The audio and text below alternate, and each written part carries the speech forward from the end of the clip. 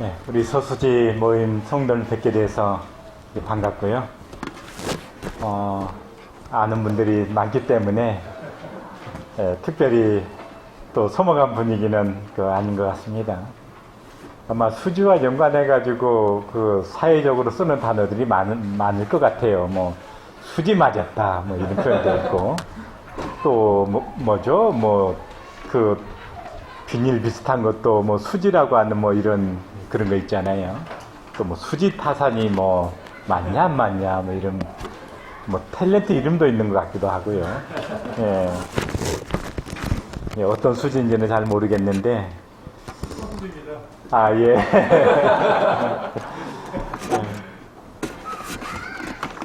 아이들이 많이 왔다 갔다 하더니 말씀 시간 되니까 조용해졌네요. 본래 아이롱자라고 하는 한자 보게 되면 마을 리자 위에 설립자예요. 그래서 서서 왔다 갔다 하는 그런 보면은 아이들이고, 지금 어른들은 다 앉아 계시잖아요. 그래서 아이들 왔다 갔다 하는 거에 대해서 뭐 부모들이 교육을 시켜야 되겠지만은 너무 그런 게 너무 신경 쓰지 마세요. 아이들은 마을에서 서서 왔다 갔다 하는 게 아이들이기 때문에.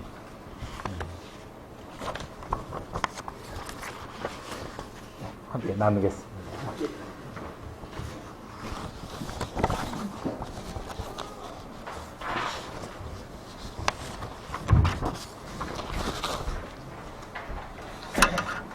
캠프 주제가 하나됨인데, 첫 시간 말씀 주제는 정반대되는 주제를 첫 시간에 다루겠습니다.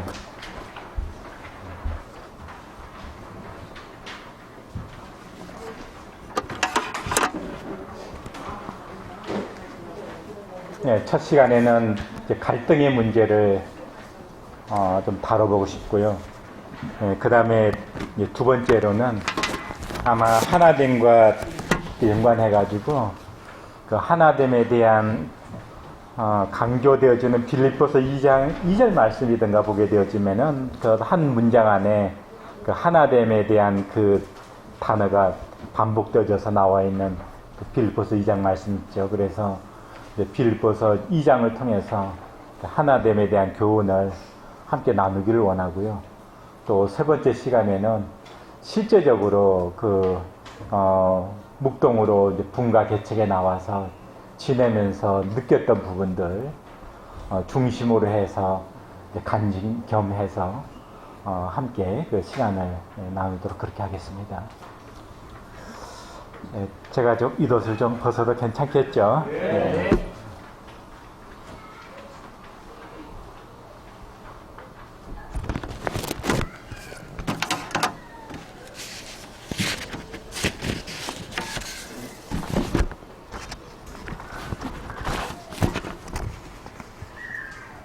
최근에 결혼한 지 얼마 안 된 부부도 있을 거고요. 또 결혼 생활을 오랫동안 해온 부부도 있을 겁니다. 부부 생활의 완성도는 어디에 있냐 하면은 하나됨에 있다고 그렇게 생각을 합니다. 전혀 다른 환경 속에서 또 조금은 다른 가치관을 가지고 살아왔던 두 사람이 만나서 하나됨을 배워가는 그런 과정들이 부부 생활이라고 생각할 수가 있겠습니다. 처음에는 많이 갈등하죠. 그런데 어떤 부부가 결혼하게 되면 갈등을 좀 줄일 수 있냐 하면은요, 형제에게 있어가지고는 자기의 어머니와 같은 그런 자매를 만나게 되면 갈등을 조금 줄일 수가 있습니다. 왜냐하면 형제는 태어나가지고 처음으로 경험하고 자주 경험한 여자가 어머니잖아요. 그렇기 때문에 자기 어머니와 같은 그런 스타일의 자매를 만나게 되면은 갈등을 많이 줄일 수가 있어요. 반대로 자매 같으면은 친정 아버지와 같은 자매는 태어나가지고 자라면서 아버지를 통해서 남자의 어떤 그런 모습들을 보게 되어지잖아요. 그렇기 때문에 좋아하고 안 좋아하고 상관이 없습니다. 자기의 어머니와 같은 스타일, 또 자기의 아버지와 같은 스타일에 대해서 가장 익숙해 있다고 하는 거예요. 그 좋아한다 안 좋아한다 이런 얘기가 아니고 가장 익숙해 있기 때문에 그런 스타일에 대해서 익숙해 있는 것 때문에 갈등을 많이 이제 줄일 수가 있다고 하는 겁니다. 그래서 부부간의 갈등도 이제 오래 살다 보면 이제 익숙해지다 보면 이제 갈등도 많이 이제 줄어들게 되어지는데 아무튼 그 하나됨을 배우게 되어지는 그런 과정이라고 할 수가 있겠습니다. 그런데 하나됨이 그 가장 많이 요구되어지는 관계가 있어요. 뭐냐면 1년에 한 번 만나는 관계는 그 하나됨을 유지해야 되는 그런 그 중요성이 그렇게 크게 부각되지 않아요. 1년에 한 번 만나가지고 그냥 헤어지면 그걸로 그냥 땡이니까. 그런데 이제 한 달에 한 번씩 만나야 되는 그런 관계라면은 조금은 더 이제 1년에 한 번 만나는 관계보다는 조금은 더 이제 그 하나됨의 관계가 더 중요해지게 되는 거죠. 근데 일주일에 한 번씩 만나야 되는 관계라면은 이제 그 관계의 중요성이 더 중요해집니다. 그런데 매일 만나서 살아야 되는 부부관계에 있어서는요, 하나됨을 이루지 않으면은 이게 매사가 갈등이 되어지는 거예요. 여기 올 때도 좀 일찍 가자, 아니면 뭐 좀 천천히 가자, 이런 갈등도 있을 수 있고요. 뭐 저녁을 먹고 들어가자, 아니야 늦으니까 그냥 굶더라도 먼저 들어가자, 이런 갈등도 있을 수도 있고, 모든 부분들이 전부 뭘 이루어야 되죠? 하나됨을 이루어야만이 되어지는 것이 가까운 사이일수록 그렇습니다. 그래서 서수지 성도님과 저는요, 캠프 때 만나가지고 이제 헤어지면은 뭐 다른 경우를 통해서 만날 기회도 있을 수도 있겠지만 뭐 그렇게 갈등할 이유가 그렇게 뭐 많이 발생하리라고는 잘 생각을 안 해요. 그런데 이제 같은 모임 안에서 생활하다 보게 되어지면은 저하고 서수지 성도님들하고는 하나됨을 이루어야 될 요소들이 별로 많지 않아도 괜찮습니다. 그런데 이제 같은 모임 안에서는 하나됨을 이루어야 될 요소들이 그냥 부지기수로 많이 생겨나게 되어지는 거예요. 그럼 뭐가 더 많이 발생하겠습니까? 갈등이 더 많이 발생되어질 수밖에 없다고 하는 거예요. 그래서 이 갈등에 대해서 갈등이 많으니까 그냥 우리는 뭐 서로 그냥 상처받았어, 또 서로 어쩌고 저쩌고 이런 이야기들이 더 많이 나올 수 있는 관계가 어떤 관계라고요? 가까이 있는 관계일수록 서로 주고받는 상처가 더 많을 수 있고 갈등의 그 요소들이 훨씬 더 많다고 하는 거죠. 뭐 그 우리 형성행제가 한 달에 받아오는 봉급이 500만 원이라고 가정해 보겠습니다. 그러면 그 500만 원에 대해서 뭐 어떻게 쓰든지 뭐 100만 원을 뭐 빵사mon에서 쓰든지 뭐 저하고 그 문제 가지고 뭐 크게 갈등해 본 적 없죠. 예. 그런데 만약에 이제 아내에 대한 자매 입장에서는 그냥 100만 원을 빵 사먹는데 빵 사주고 다 썼다. 그러면 이제 아니 뭐 하는데 100만 원을 빵 사먹고 난 빵 사주는데 써? 하면서 그것이 갈등의 요소가 되어줄 수가 있다고 하는 것입니다. 그래서 갈등은 가까운 관계일수록 갈등할 수 있는 그런 관계이다 하는 것을 제가 말씀을 드리고요. 갈등이라고 하는 이 단어는 이제 치익을 의미하는 그 갈자와 등나무를 의미하는 등자가 합쳐져서 한 단어를 이루고 있는 것입니다.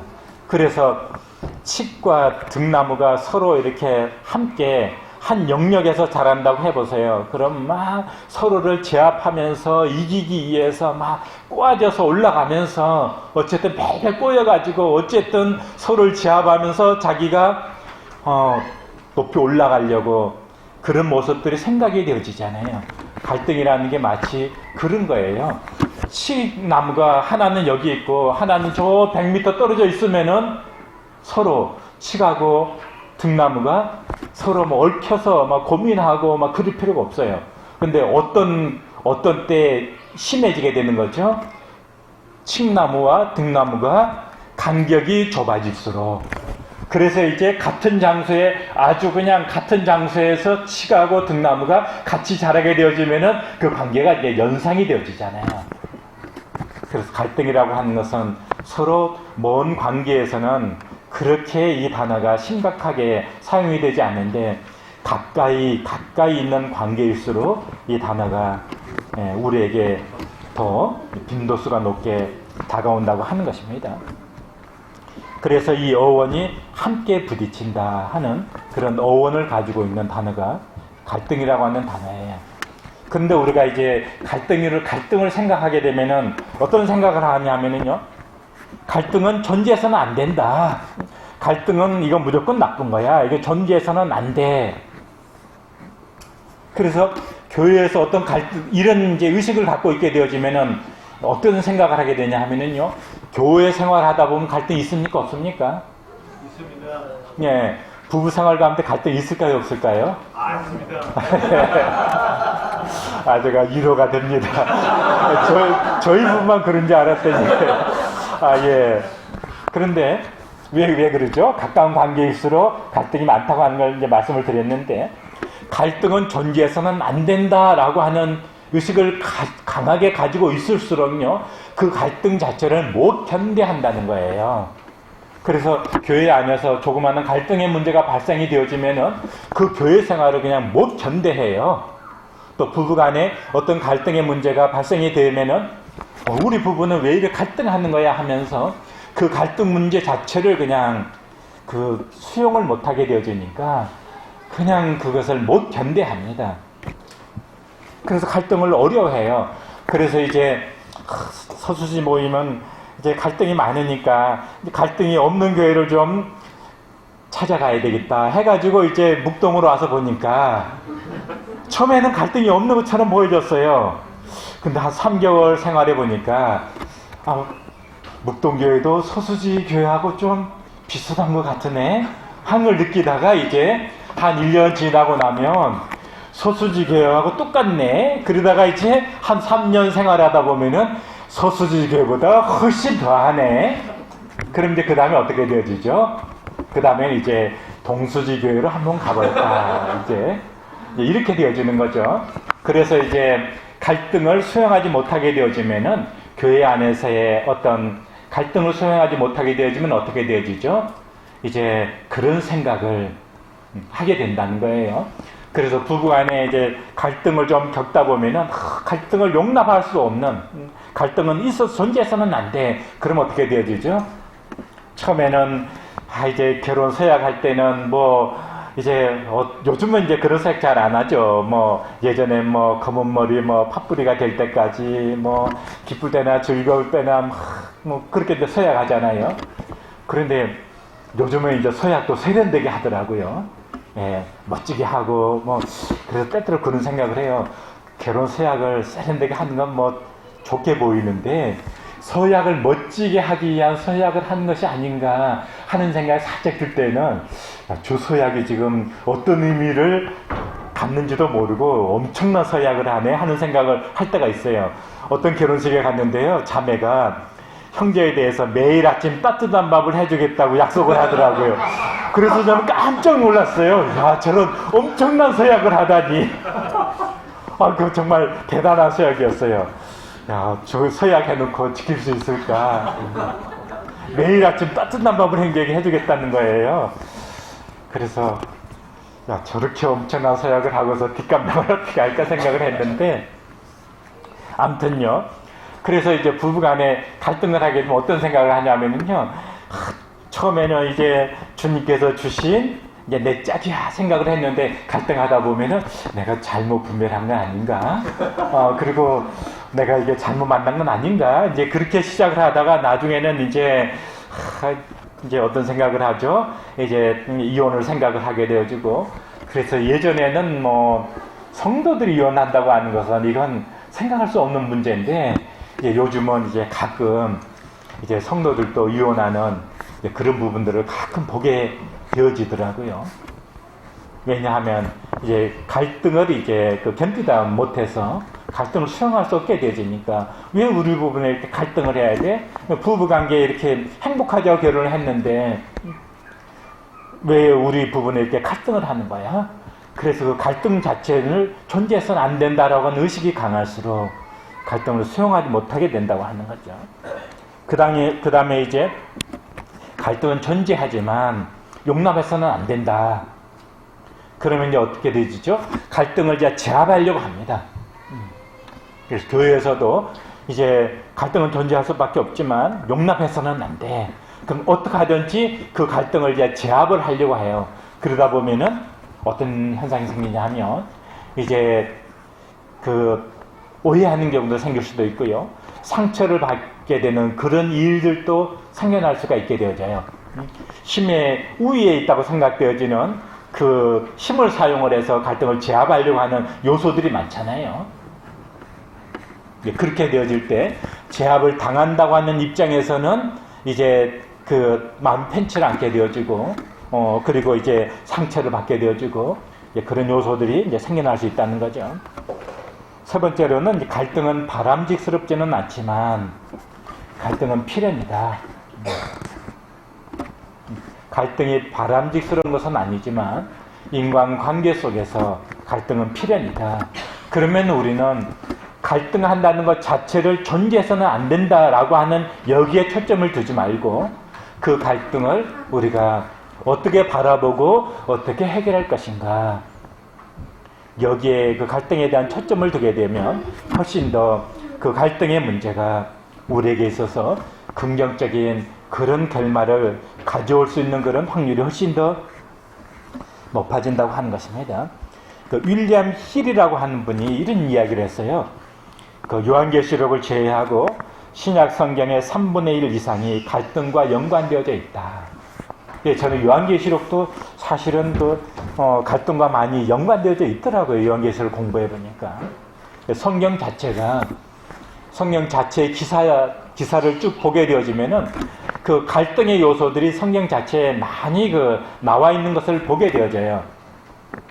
오늘 그런 부분들 다 찾을 수는 없지만 그래도 그 성경에서 얼마나 많은 부분들이 그 갈등을 다루고 있는지를 부분적으로나 볼 수가 있을 것 같습니다. 사실은 그 성경의 역사 자체가 또 인류 역사 자체가 갈등으로부터 시작을 해서 그 다음에 갈등의 종말 사이에 살고 있습니다. 그래서 아담과 하와가 선악과를 먹음으로 인해서 저주가 찾아왔잖아요. 그리고 이제 부부 관계에도 이제 문제가 생겨지게 되어지고, 그런데 나중에 보게 되어지면은 이제 계시록 22장 3절에 보게 되어지면은 다시 저주가 없으며, 그리고 계시록 20장, 21장, 22장 가게 되어지면은 이제 궁극적인 그 나라는요, 갈등이 없는 나라입니다. 거기는 저주도 없고 눈물도 없고 애통하는 것이나 곡하는 것이나 슬픔이나 그런 것이 없는 그와 같은 세계. 그러나 우리가 사는 지금 이 땅은 지금 아담과 하와의 그 이후로서 계속 갈등으로 인류 역사가 이제 전개가 되고 있잖아요. 그래서 우리는 갈등의 시작과 갈등의 종말 사이가 그것이 지금 역사 속에 살고 있다는 부분들인데, 우리가 지금 그 시간의 역사 속에 살고 있잖아요. 우리가 살고 있는 이 시간 속에서는 우리는 뭘 경험할 수밖에 없다? 갈등을 경험할 수밖에 없다. 다른 얘기로 하면 우리의 인생 자체가 갈등으로 이어진다고 하는 것이에요. 궁극적으로 이제 우리가 들어가게 될 그 영원한 나라, 그 나라는 갈등이 없는, 갈등이 이제 존재하지 않는 그런 나라가 될 것이다. 그럼 왜 우리는 갈등하게 되죠? 갈등의 근본적인 그 원인을 생각해 보게 될 때 첫 번째 인간의 죄성이에요. 선악과는요, 선과 악을 알게 하는 나무의 실과죠. 그러면 선과 악을 알게 하는 나무의 실과를 먹은 것이 왜 죽음이 됩니까? 선과 악을 알게 하는 나무의 실과를 먹게 되면은 그게 왜 죽음이 되는 거죠?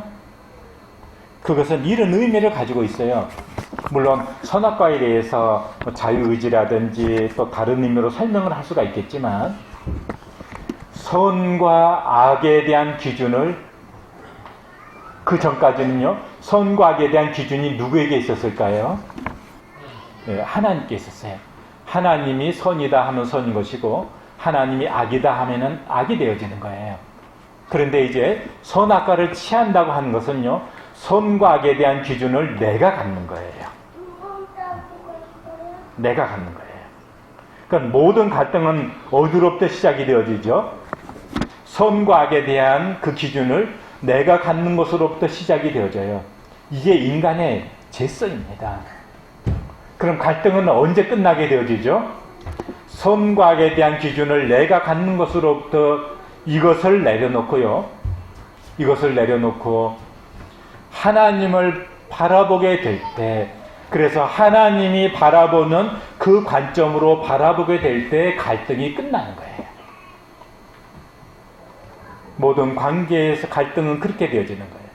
그러니까 사실은요, 주제가 하나됨이지만 성경에서 하나됨을 우리가 이루어야 될 책임이 우리에게 있지만 그 책임을 에베소서 4장에서는 이렇게 이야기를 하고 있습니다. 너희들이 하나 되라 이렇게 강조하고 있는 것이 아니고 성령의 하나 되게 하신 것을 힘써 지키라 이렇게 되어져 있어요.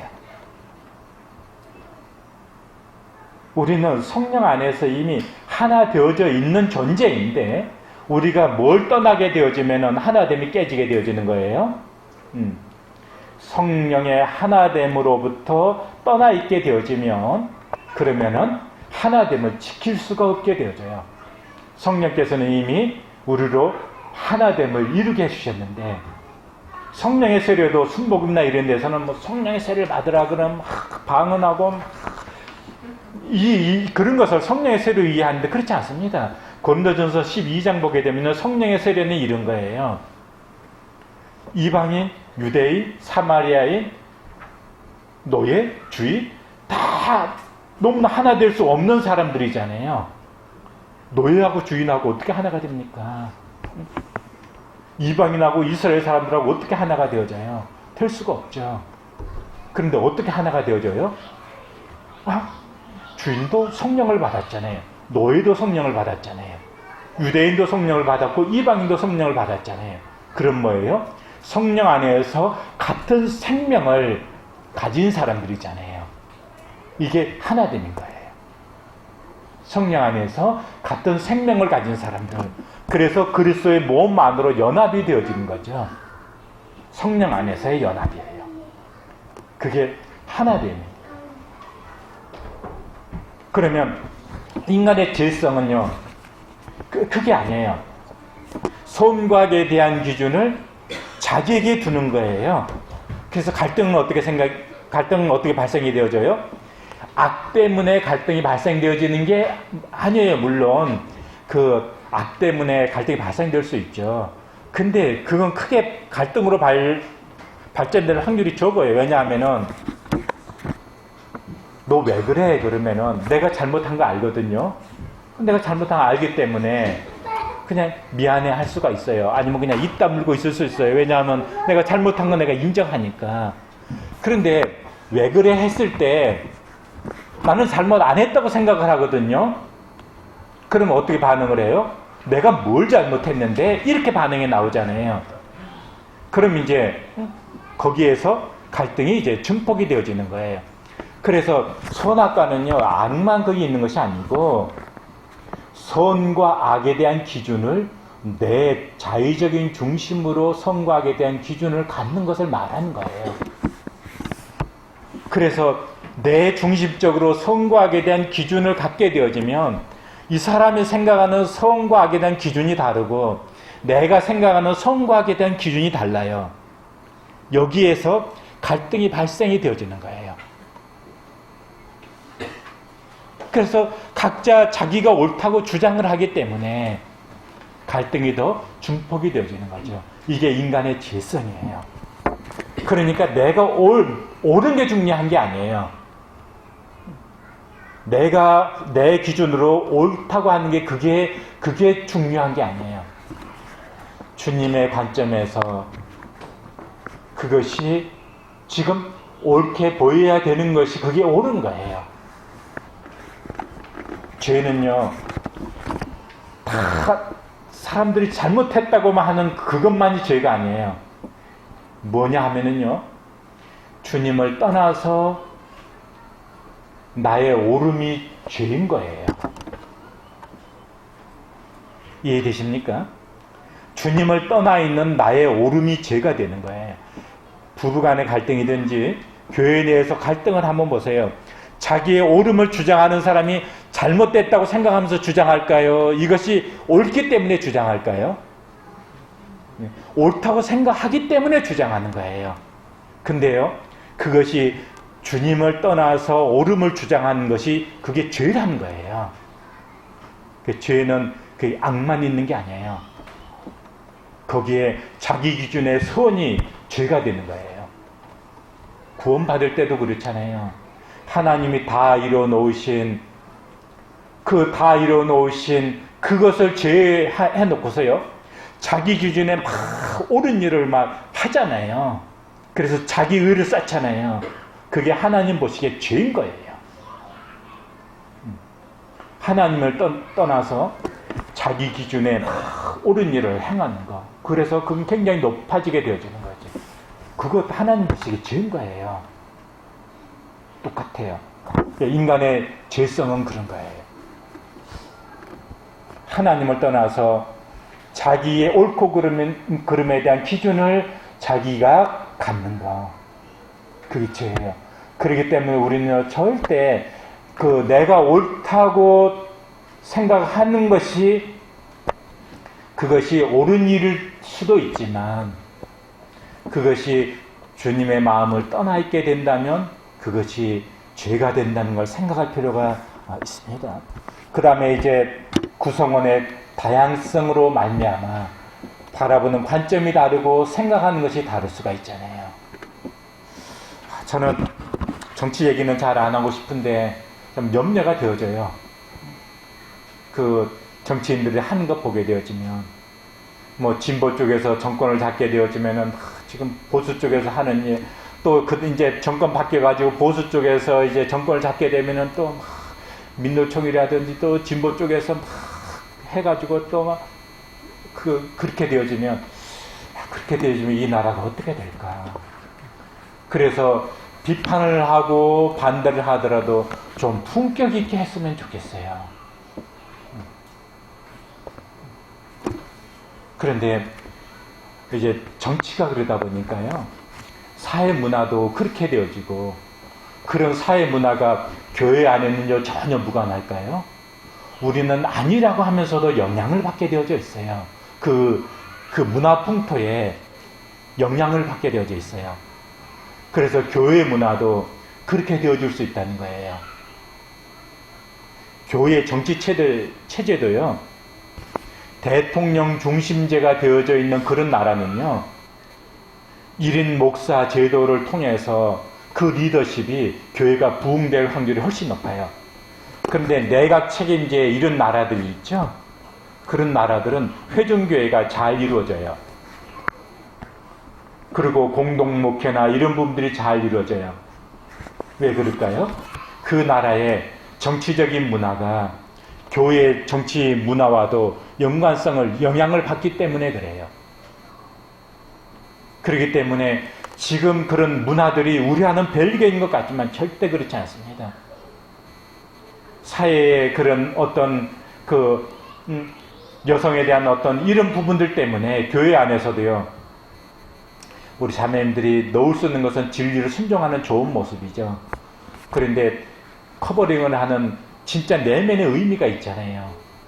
그 내면의 의미가 더 중요할까요?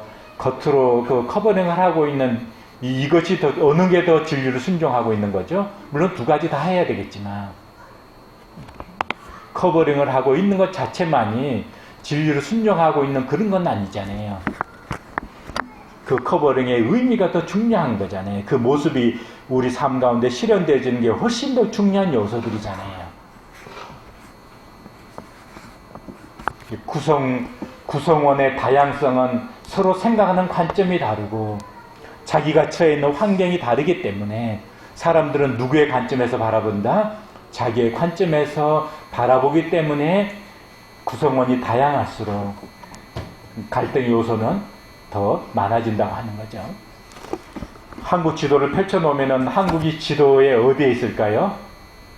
지도에 딱 중앙에 한국이 있고 그 다음에 우측편에 옆에 일본이 있고 태평양이 있고 저 우측편 옆에 이제 미국이 있고 제일 왼쪽 편에 이제 유럽 대륙이 있어가지고 더 이제 왼쪽으로 가면은 이제 잉글랜드가 있고 이제 한국 지도가 딱 그렇잖아요. 근데 미국에서 오신 형제님께서 지도를 딱 펼쳐놨는데 어땠을까요? 예, 미국이 딱 중앙에 있고 한국은 어디에 가 있었을까요? 한국은 저 옆에 끝에 잘 보이도 않을 만큼. 그래도 그건 제가 충분히 이해를 했어요. 호주에서 오신 형제님이 지도를 딱 펼쳐놨는데 어떻게 됐을까요? 정말 난해하더구만요. 왜 난해해요? 호주가 지도의 중앙에 딱 있다고 한번 생각을 해보세요. 세계 지도가 어떻게 그려졌을까요? 원래도 상상이 잘 안 되죠. 왜 그래요? 사람은 자기가 서 있는 그 자리에서 바라보기 때문에 그래요. 그래서 진짜 갈등을 줄이려면은요, 이해한다는 말이 understand잖아요. 저기 위에서 지금 내가 이렇게 딱 지시하고 또 바라보고 하는 거하고 다르잖아요. 그럼 내가 이 꼬마를 이해하려면 어떻게 해야 돼요? 네, 난 위에서 바라보잖아요. 아래에 서게 될 때, 아니면은 같은 높이에 선다든지. 주님이 우리를 이 땅에 주님 안 오셔도 주님 우리 창조자이시니까 이해하시죠. 근데 히브리서 보게 되면은요, 그렇게 표현하고 있질 않아요. 그분은요, 우리와 똑같은 성정을 가지고 우리가 갖는 이런 몸을 가지고 우리가 사는 이 땅에 오셔서 우리가 사는 삶의 정황을 경험하시고 우리의 삶의 자리에서 우리를 경험하시고 우리를 이해하신 분이세요. 그렇기 때문에 그분은 우리의 대제사장이 되실 수 있는 분이세요. 왜냐하면 온전히 우리를 이해하시는 분이시기 때문에. 그래서 주님께서도 우리를 이해하실 때 주님의 위치에서 우리를 이해하신 것이 아니고 우리가 서 있는 삶의 자리에서 우리를 경험하시고 바라보시고 이해하시는 거예요. 근데 구성원이 다양할수록 자기가 서 있는 자리에서 바라보기 때문에 갈등은 훨씬 더 많아질 수밖에 없는 거예요. 아이는 아이의 관점에서 바라볼 것이고요. 어른은 어른의 관점에서 바라볼 것이고, 교회 안에서도요, 성도는 성도의 관점에서 보는 것이고, 장로들이나 일꾼들은 그 관점에서 바라보는 것이고, 그렇기 때문에 바라보는 관점이 달라요. 갈등이 더 많을 수가 있다고 하는 것이죠. 그 다음에 그 지향하는 목표가 다를 수가 있어요. 단체 안에서 한 개인이 단체 안에서 활동을 하게 될 때 그 세 가지 종류의 목표가 있다고 합니다. 첫 번째로는요, 그 개인이 갖는 개인적인 목표가 있답니다. 시간 때문에 구체적인 설명을 제가 못 해드리겠어요. 두 번째로는요, 그 단체 안에서 이루고자 하는 목표가 있답니다. 세 번째로는요, 그 단체의 고유의 목표가 있답니다.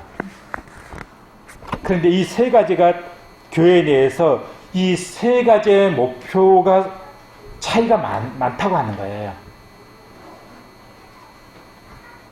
그래서 갈등이 교회 안에서 갈등이 발생이 될 수밖에 없다는 것이죠. 그 다음에 그 교회 공동체는 근본적으로 그래 그냥 좋은 게 좋아 이룰 수가 없는 것이 교회 공동체예요. 왜냐하면 교회는 진리를 추구하는 공동체이기 때문에 그냥 좋은 게 좋아 이룰 수가 없잖아요. 그래서 진리를 수호하고 나타내고 지켜야 되는 공동체이기 때문에 교회 안에서는 다른 단체보다는, 공동체보다는 훨씬 더 갈등이 존재할 수밖에 없다. 그래서 교회는 그 은혜와 진리가 충만하더라 하는 이 말씀처럼 이것이 어떤 때는 은혜로 적용이 되어지고 어떤 때는 또 그냥 진리적인 측면이 적용되어지고 그것이 좀 애매할 때가 있잖아요. 그런 부분들은 다 나눌 수는 없겠습니다. 큰 5번을 보시겠습니다. 이제 성경에 갈등이 참 많이 나타나는데요. 성경에서 그 나타나는 갈등들을 한번 그 유행을 한번 정리를 해보았습니다. 이제 갈등의 주체에 따라서 보게 되면요, 그 한 개인의 내적 갈등이 있어요. 로마서 7장 같은 데 보면은 오라 나는 공고한 사람이로다. 이 사망의 몸에서 누가 나를 구원하랴 하면서 그 바울도 선을 행하기를 원하는 그런 소망이 있음에도 불구하고 그 악이 존재하는 그런 내면의 문제를 경험하면서 갈등하는 거죠. 그래서 한 개인의 내적 갈등이 있고요. 그 다음에 이제 로마서 15장이라든지 또 다른 말씀 보게 되시면은 개인 대 개인의 갈등도 있어요. 뭐 바울과 바나바의 갈등도 있고요. 또 빌립보서 4장에 뭐 유오데아와 순두계 이런 그 갈등도 나오잖아요. 그 다음에 사도행전 6장에 보게 되면요, 한 단체 내에서의 그룹별 갈등도 나와요. 헬라파 유대인들과 히브리파 유대인들 사이에, 아니 공개 문제에 있어서 헬라파 유대인이 생각할 때, 아니 헬라파 우리의 그 과부들이 좀 소홀히 취급받는 느낌을 갖게 되어졌어요. 근데 그럴 수도 있었을 것 같아요. 왜냐하면은 그 히브리파 유대인들은 그 지역에 살았으니까, 오랫동안 살았으니까 사정을 훨씬 더 잘 알지 않았겠어요? 어려운 사정을 잘 아니까 아마 그 공개하는 문제에 있어도 어려운 사정을 아니까 그런 부분에 좀 더 신경이 좀 써졌을 것 같아요. 근데 헬라파 유대인들은 내부에서 유입된 그런 분들이 조금 더 많았지 않았겠어요? 그러니까 아무래도 홀대하려고 해서 홀대한 게 아니고 좀 사정을 조금 더 좀 잘 덜 알려지니까, 그렇게 되다 보니까 공개하는 일에 있어서 혹 빠진 그런 부분들도 있을 수 있잖아요. 그런데 헬라파 유대인들이 생각할 때는 우리는 좀 홀대받는 것 같으네. 거기에서 이제 갈등이 발생이 되어지는 거죠. 이런 문제가 모임 안에서요, 한 성도가 어떤 지역 모임에서 어떤 지역 모임으로 이렇게 딱 들어오게 되어지면은 이런 갈등이 비교적 좀 적은데, 어떤 때 그냥 좀 약간 그룹으로 이렇게 들어오는 경우가 있어요. 네, 그럴 때 처음에는 잘 그런 생각을 못 하다가 나중에 그런 모임 안에서도 그런 그룹이 이렇게, 그래서 말 한마디가 굉장히 예민하게 작용이 되어지고 그런 것을 제가 경험한 적이 있어요. 의도적으로 그런 것이 아닌데 그렇게 느끼는 그런 모습을 경험한 적이 있어요. 그렇게 되어지면 사도행전 6장에서 이제 히브리파 유대인들과 헬라파 유대인 사이에 그런 갈등이 존재했을 때 잘 수습이 안 되면 이제 심각한 문제로 발달될 수도 있겠죠.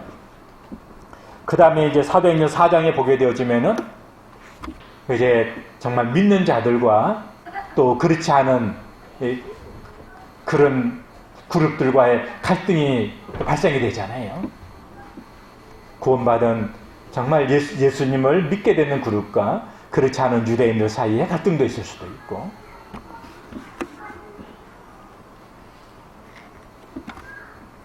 그 다음에 또 계획이나 방법이나 또 개인의 견해에 따라서 갈등이 발생이 됩니다. 조금 전에 사도행전 6장 말씀드렸고요.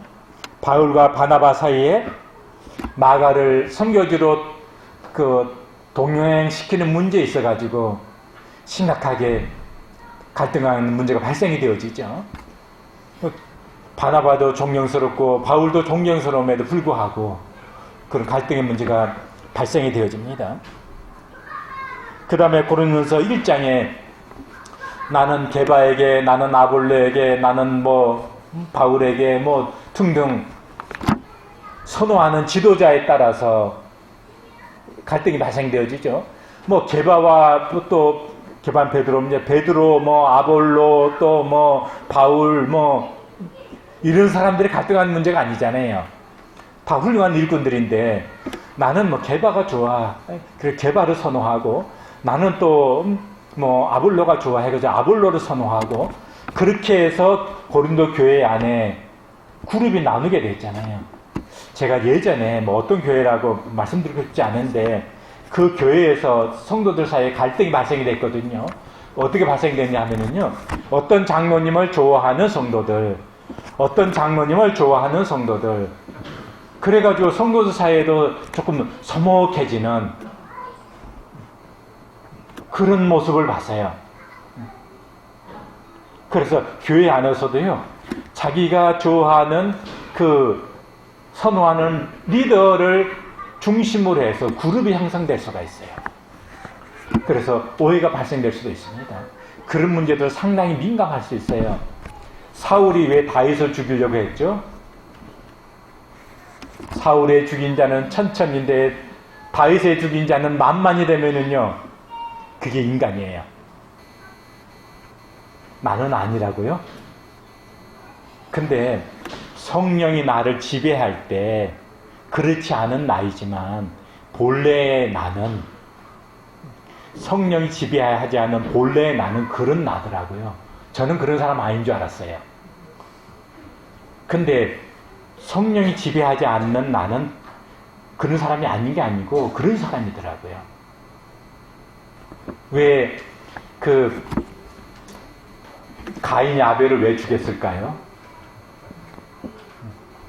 최초의 형제는 말이 참 좋은 말인데 최초의 성경의 형제는 그냥 서로 갈등하고 그냥 하다가 죽였더라고요. 살인으로 끝났더라고요. 형제가 최초의 성경의 형제가.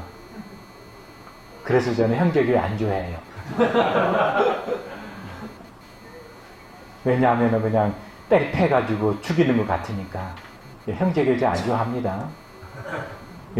저는 하나님의 교회는 좋아해요. 앙상홍 증인회는 안 좋아하는데. 왜냐하면 거기에는 전혀 문제가 없으니까. 왜 그랬을까요? 하나님 왜 나는 인정 안 해줍니까? 그거잖아요. 아우는 인정해주면서 하나님 왜 나는 인정 안 해줍니까? 내가 이 예물 드리기 위해서 어떻게 고생하고 어떻게 한 건데요. 하나님 왜 나는 인정 안 해줍니까? 그리고 가만히 보니까 이게 형제가 아니라 경쟁자야. 그래서 네가 살아있으면 계속 내가 처지겠다 싶으니까 그냥 제거해야 될 대상이 되어지는 거예요. 그게 최초 형제잖아요. 그게 진짜 무서운 거예요. 교회에서도 갈등도요. 가만 한번 생각해 보세요. 왜 나를 인정 안 해줬어? 너는 나를 어떻게 보는 거야? 그런 거 아닌가요? 그래도 조금 고상한 것은 나를 좀 사랑해 다오. 그런 마음 깔려있는 그런 것은 그래 조금 고상한 것 같아요. 사랑받고 싶어하는 어떤 그런 것 때문에 조금 이렇게 삐질 수도 있고 조금 이렇게 뭐 그런 거 그래도 괜찮은 것 같아요. 좋은 모습을 알 수도 있지만 그런데 그 중심에는요 나를 무시했어? 나를 하찮게 봤다 이거지? 나를 어떻게 보고 지금 하는 소리야? 이제 이런 거예요.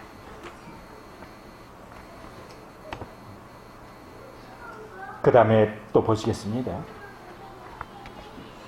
유오디아와 순득의 개인적인 갈등이죠. 사적인 대립이죠. 그리고 이제 교리나 가치관이나 또 전통에 따른 갈등도 나타납니다.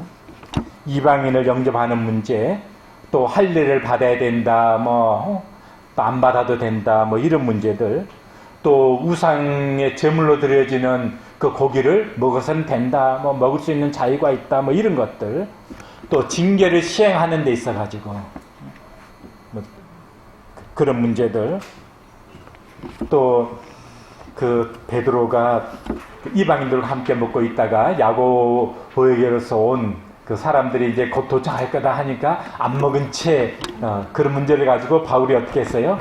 베드로를 이렇게 견책하는 그런 내용이 갈라디아서에 나오잖아요.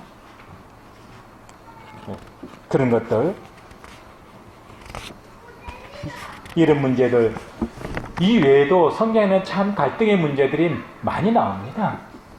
예수님과 그 바리새인 또 사두개인들과의 어떤 갈등의 문제, 그런 문제는 너무 많이 나오니까. 그 다음에 이제 갈등이 발생이 되면은 어떻게 되어져요? 갈등이 이제 증폭이 되고, 그 다음에 갈등이 이제 행동으로 나타나게 되고, 갈등이 행동으로 나타나게 되면 이제 어떻게 하든지 이제 그 갈등에 이제 직면할 수밖에 없게 되어지죠. 근데 갈등이 발생이 될 때 보게 되어지면은 그 기제에는요, 신뢰의 문제가, 신뢰의 관계가 돈독할수록 갈등에 발생될 수 있는 그런 확률은 훨씬 더 적어요.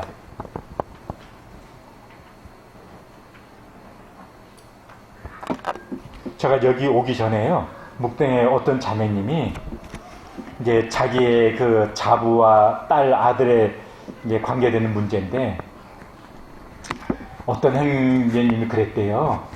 그 묵동교회만 다녀보지 말고 다른 교회도 좀 가보라고 했대요. 그래서 저한테 상담 요청을 한 거예요. 근데 그 자매님은 어떻게 이해를 했냐면은요, 이제 뭐 서주교회도 가보고 북부교회도 가보고 이렇게 이해를 한 게 아니고, 장로교회도 복음 전하는 목사님 있으니까 거기도 가보고 이제 이렇게 이해를 한 거예요. 그래서 아마도 그러지는 않았을 거다. 내가 그 형제님을 신뢰하는데 그러지는 않았을 거다. 그리고 그 형제님이 묵동교회를 비난하기 위해서 묵동교회를 신뢰 못하니까 그렇게 이야기하지 않았을 거다. 그 부분에 대해서가 100% 신뢰가 있었거든요. 그러니까 그렇게 이야기했다고 하는 형제에 대해서 전혀 마음 가운데 조금 더, 그렇지 않았으면 어떤 마음이 들었을까요? 그래, 어떻게 그럴 수가 있어? 내가 그 형제 만나가지고 한번 따져봐야 되겠다. 그럼 이제 따지게 되면 어떻게 되어져요? 이제 그 형제는 이제 그게 아니고 이제 어떻고 저떻고 이제 설명을 하려고 하지 않겠어요? 근데 나는 이미 감정이 상해 있어요. 그럼 그 설명을 들으려고 하겠어요? 안 들으려고 하겠어요? 지금 변명하는 거다. 그러니까 잘못했으면 그냥 솔직하게 잘못했다고 하지. 왜 저렇게 변명을 하려고 해? 그러면서 이제 더 마음속에는 더 미워하는 마음이 생기고, 변명하지 마. 사람이 잘못했으면 잘못했다고 하지 왜 이렇게 변명하는 거야? 그럼 이제 상대 쪽에서 마음이 상하잖아요. 나는 이제 변명하는 게 아닌데 솔직하게 지금 있는 그대로 얘기를 하는 건데, 그럼 이제 갈등이 증폭이 되어지죠. 그럼 이제 거기서 언성이 높아지든지, 그 다음에 언성이 안 높아지더라도 어떻게 해요? 다음부터는 상종하지 말아야지. 그렇게 되지 않겠어요? 네, 그런 거예요. 그러니까 신뢰의 문제는 중요해요. 신뢰를 하게 되어지면 갈등이 발생될 확률이 훨씬 더 줄어들어요. 그 다음에요, 이해를 하게 되어지면은요, 갈등이 발생될 확률이 훨씬 줄어들어요. 우리가 어설프게 이해하기 때문에, 아까 우리가 어느 관점에서 본다고요? 내가 서 있는 관점에서 보기 때문에 이해한다는 말은요, 그게 아니라고 말씀드렸죠. 아니에요. 주님이 우리를 어떻게 이해하신다고요?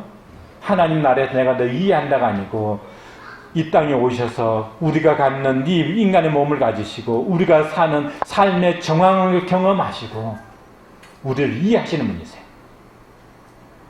그래서 진짜 이해하게 되면 어떻게 되는지 아세요?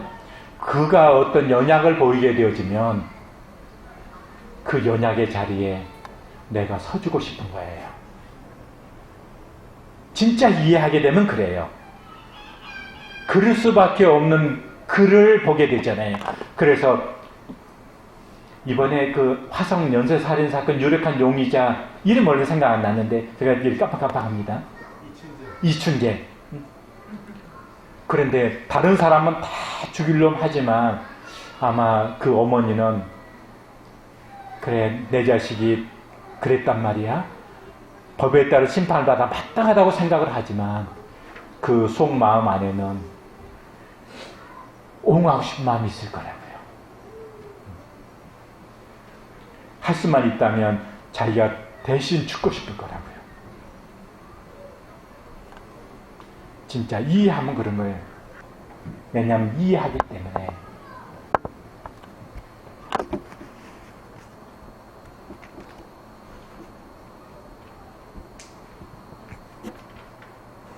그 다음에 이제 갈등이 발생이 되면 갈등이 이제 증폭으로 이제 증폭하게 되어지죠.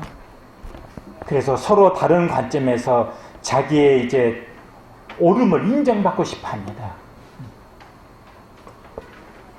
일전에 오래전 얘기인데 지금은 이제 그 아이들이 많이 커가지고 지금 대학생 안 되나? 고등학생 됐나?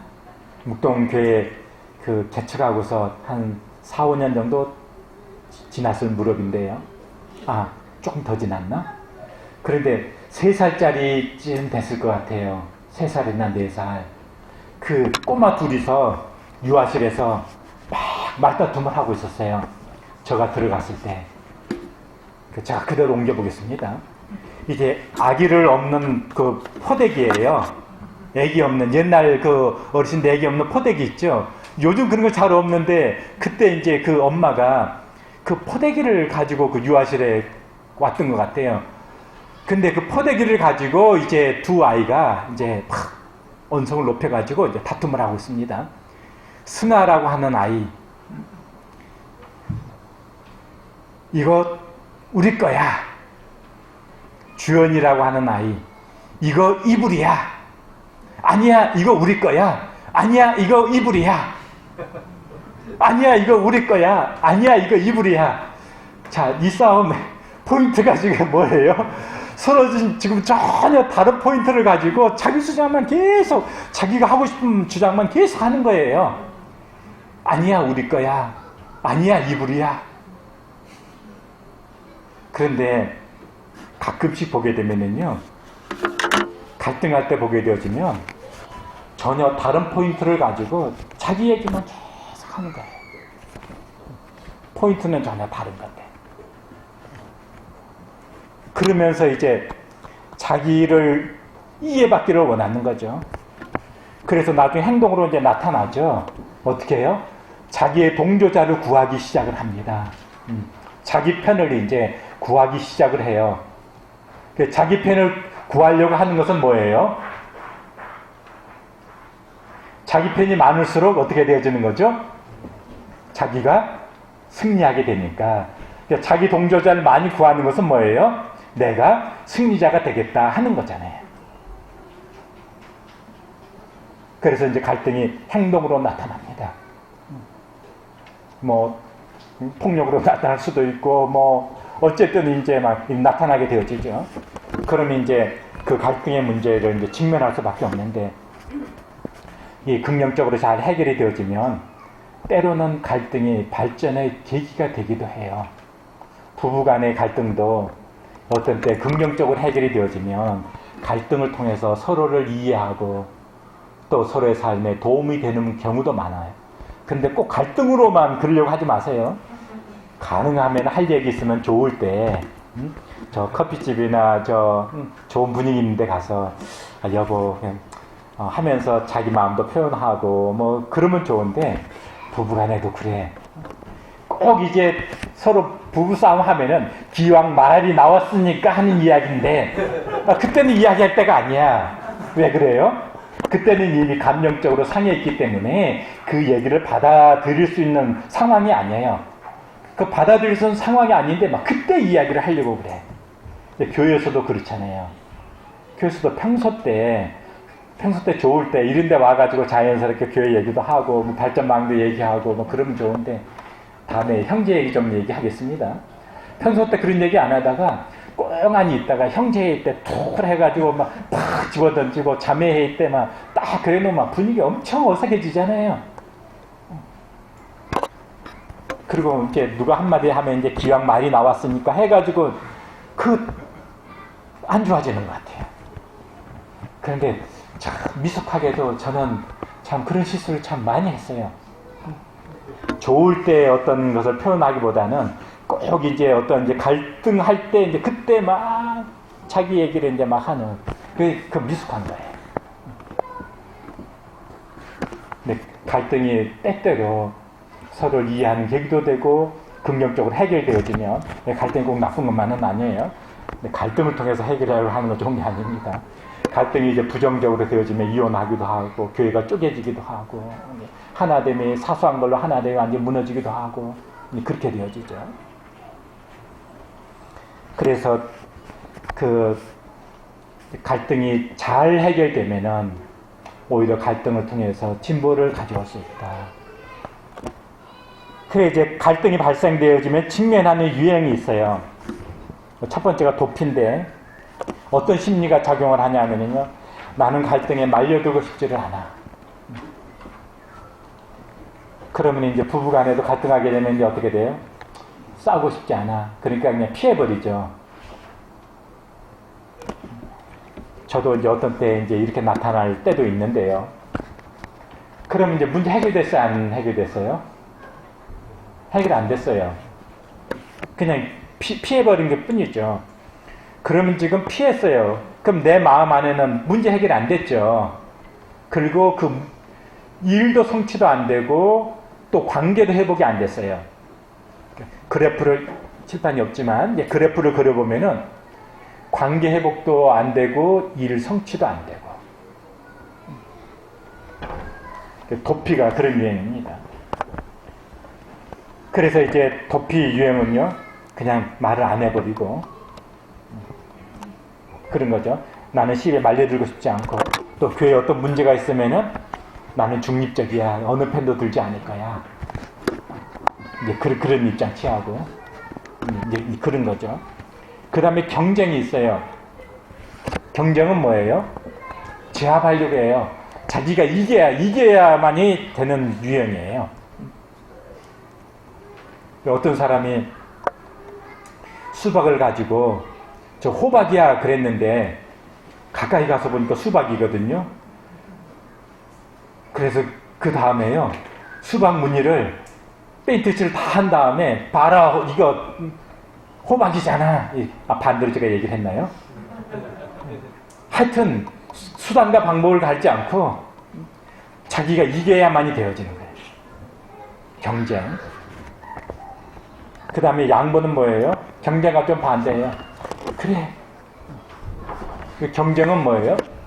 자기가 원하는 일은 성취할 수 있을지도 모르겠지만 관계는 그냥 재료가 되어지 나빠지는 거죠. 양보는 뭐예요?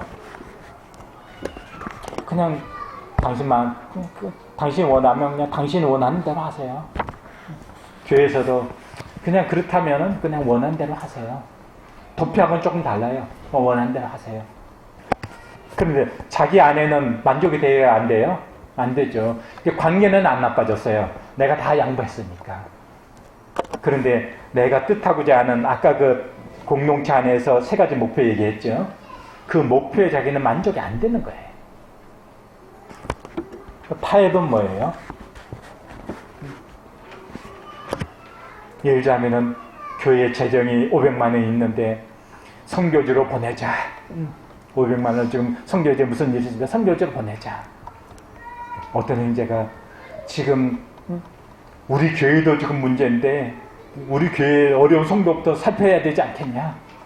그래서 우리 교회 어려운 성도에게 이게 구제 비용으로 쓰자.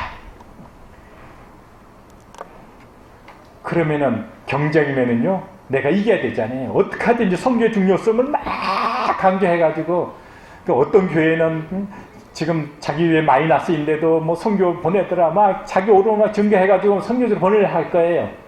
또 반대로 자기 교회 어려운 또 그거 하면은 또 우리 교회부터 잘 돼야지 든든하게 서야지 뭐 선교도 지속적으로 뭐 보낼 수 있고 막 자기 논리 할 거예요. 양보는요.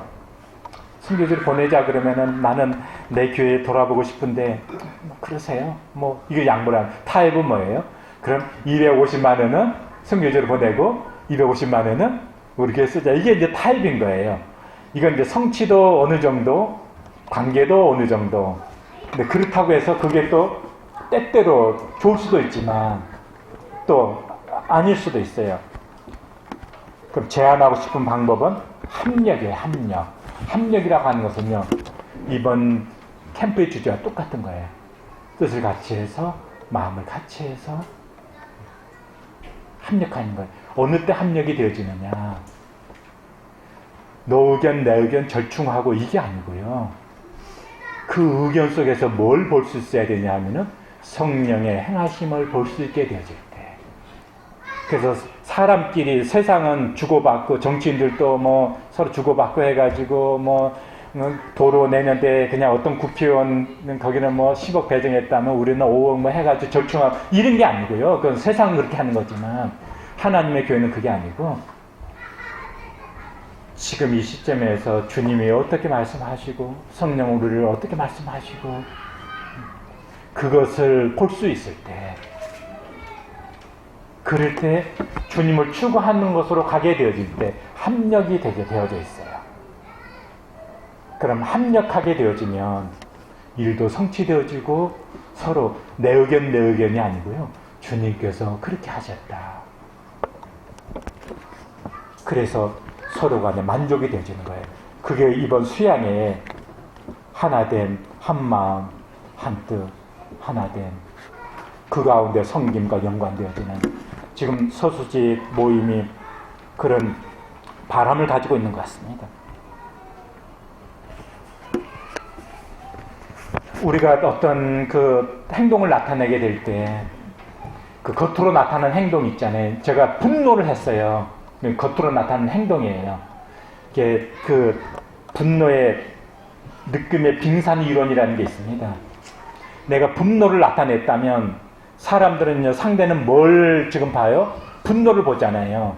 근데 분노밖에 지금 못 보는 거예요. 못 느끼는 거예요. 근데 그게 아니고, 내가 나타내는 분노 속에서는요, 빙산에 보이는 부분이 있고 보이지 않는 부분이 있잖아요.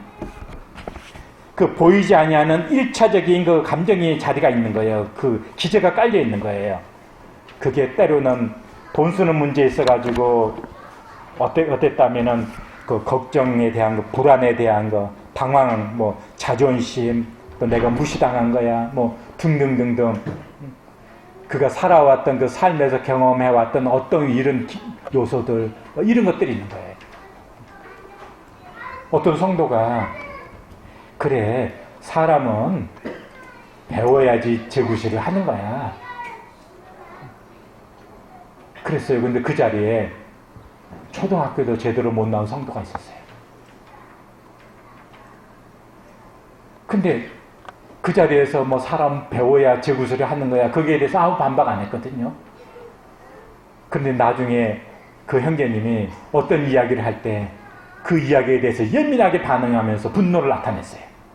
다른 사람이 들을 때는 그 이야기는요, 아무 얘기이지도 않은 그냥 평범한 이야기였어요. 근데 그 성도가 분노를 나타냈거든. 왜 그랬을까요? 자기는 초등학교밖에 안 나왔는데, 그러니까 그 성도에게서는 왜 저렇게 분노해? 우리는 그것만 보잖아요. 근데 분노하는 그 성도의 그 보이지 아니하는 곳에 깔려져 있는 그 감정의 자리가 있다는 거예요. 그래서 아까 이해가 필요하고 신뢰가 필요하다고 할 때, 우리가 그런 부분에서 평소 때 많은 그런 그 교제라든지, 또 본인도 필요해요. 나를 나타내는. 그럴 때 그런 부분에서 훨씬 더 갈등을 줄일 수가 있어요. 그래서 갈등이 발생됐을 때도 그런 갈등을 해결함에 있어서 그런 내 자신을 그 U 메시지로 말고 그 I 메시지 얘기 들어보셨죠? 자기 자신을 표현하는 것도 때로 필요해요. 이 시간에 그런 건 다루지 않겠습니다. 사도행전 6장을 찾겠습니다. 제가 시계가 없어서 여기 아이고 죄송합니다. 10시 10분대예요. 네. 빨리 마치도록 하겠습니다. 사도행전 6장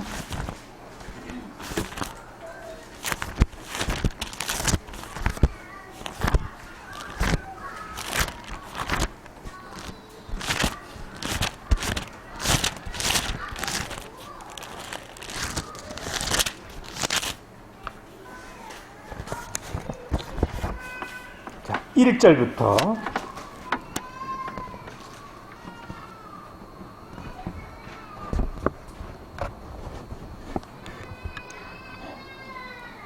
7절까지 우리 형성행제님이 따끈따끈한 신혼 분위기로 읽어주시기 바랍니다. 그때 제자가 더 많아졌는데 헬라파 유대인들이 자기의 과부들이 매일의 구제에 빠짐으로 히브리파 사람들을 원망하니 12사도가 모든 제자를 불러 이르되 우리가 하나님의 말씀을 제쳐놓고 접대를 일삼는 것이 마땅하지 아니하니 형제들아 너희 가운데서 성령과 지혜가 충만하여 칭찬받는 사람 7을 택하라. 우리가 이 일을 그들에게 맡기고 우리는 오로지 기도하는 일과 말씀 사역에 힘쓰리라 하니 온 무리가 이 말을 기뻐하여 믿음과 성령이 충만한 사람 스데반과 또 빌립과 브로고로와 니가노르와 디몬과 바메나와 유대교에 입교했던 안디옥 사람 니골라를 택하여 사도들 앞에 세우니 사도들이 기도하고 그들에게 안수하니라.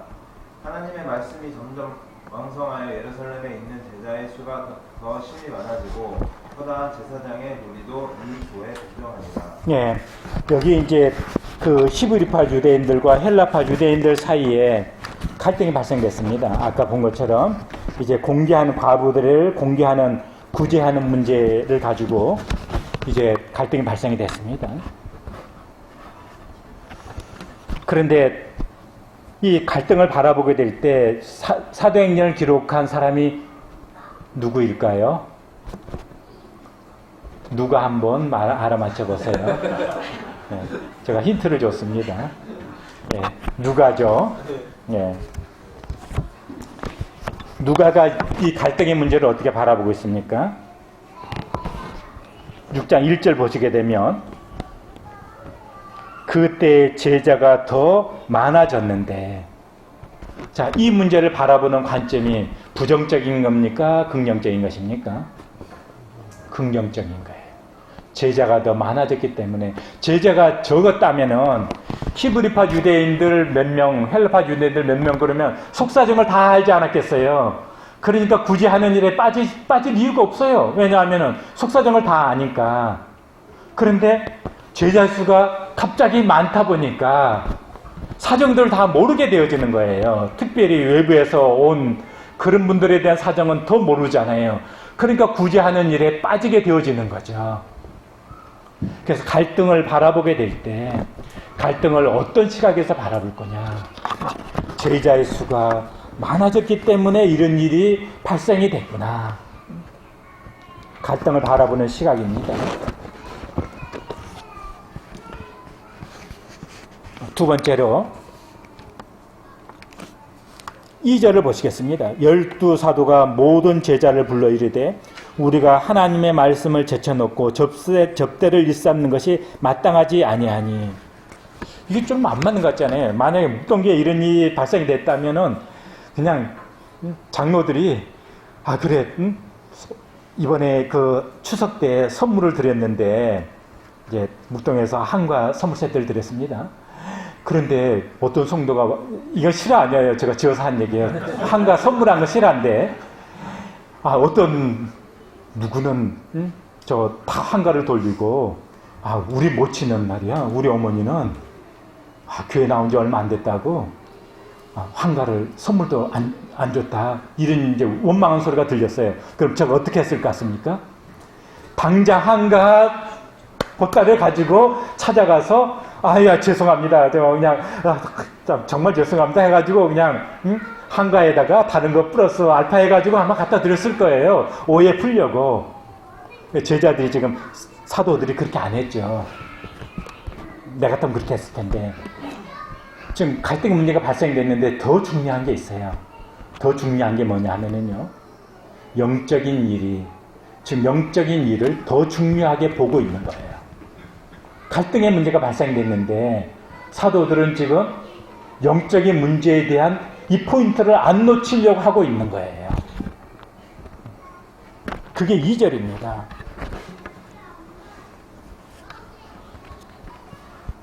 그 다음에 세 번째를 보시겠습니다. 그렇다고 해서 그 해결책에 대해서 무관심하고 있었던 건 아니잖아요. 그래서 이제 그 갈등의 문제를 직면하게 되는데 사도들이 누구야? 응? 공개 책임 있는 사람들이 누구야? 응? 왜 빠뜨려? 불러와. 응? 그래가지고 아니 노는 행제님, 아니 좀 제대로 좀 잘 챙기지. 아 왜 그냥 그 굳이 하는데 그냥 굳이 하는데 빠뜨리면은 이게 되겠어 이거? 사도들이 그렇게 안 했다는 거예요.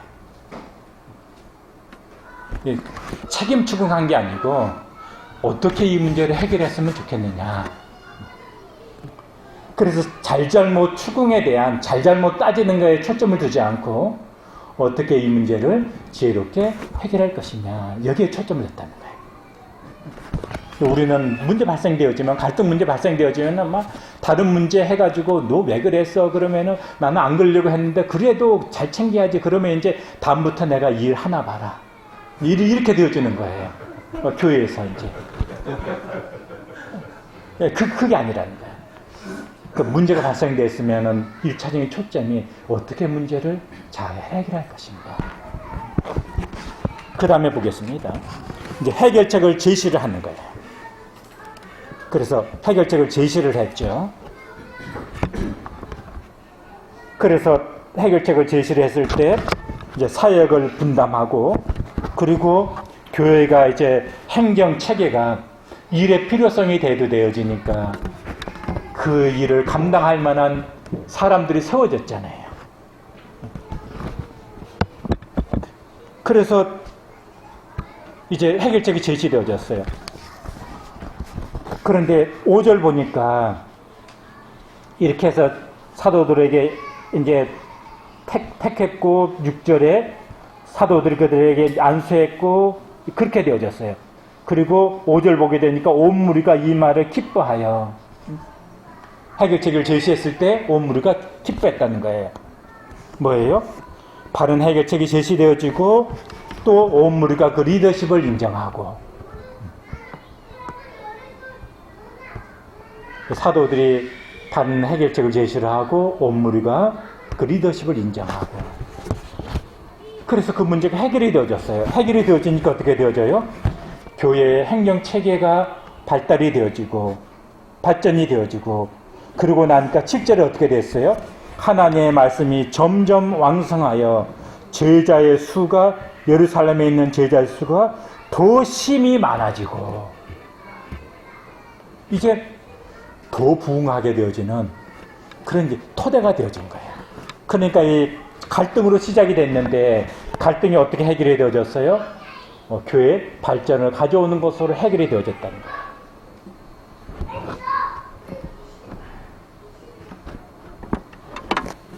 이제 말씀을 맺겠습니다. 혹 소수지 교회도 갈등이 전혀 없는 교회다. 그러면 그것도 좀 이상할 수 있어요. 네. 이제 주님 나라 가서는 없을 거예요. 그러나 갈등이 있을 수밖에 없다. 그게 바람직스럽다는 것이 아니고 교회 내 갈등이 있을 수밖에 없다. 그러면요 그 갈등이 잘 해결되게 되면 그걸 통해서 교회가 부족한 부분들이 채워지게 되어지고 오히려 더 교회 발전의 기회가 될 수 있다. 다만 그 갈등을 어떻게 해결하느냐. 갈등이 있어서는 안 된다가 아니고 그 갈등의 문제를 어떻게 해결해야 되느냐. 그 부분이 우리에게 주어진 과제인 것 같습니다. 여기 제가 시계 있는지도 모르고 시간이 제가 몰랐던 게 더 나은 것 같기도 하고요. 아니었으면 제가 많이 쫓겼을 텐데 말씀 마치도록 하겠습니다.